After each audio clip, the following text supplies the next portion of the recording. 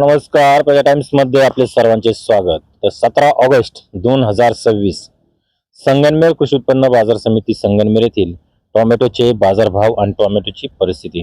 Video संपूर्ण पहा जेणेकरून आपल्याला बाजारभाव आणि परिस्थिती समजेल।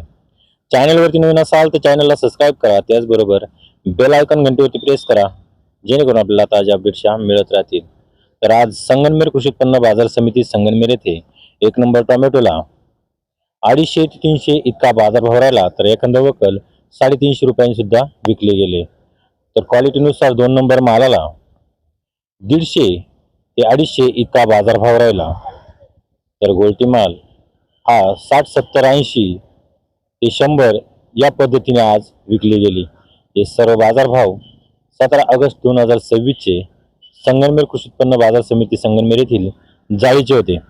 असेच रोजचे बाजारभाव आणि रोजची परिस्थिती पाहण्यासाठी प्रजा टाइम्स या न्यूज चॅनलला सबस्क्राइब करा, त्याचबरोबर बेल आयकॉन घंटीवरती प्रेस करा जेणेकरून आपल्याला ताज्या अपडेट्स मिळत राहतील।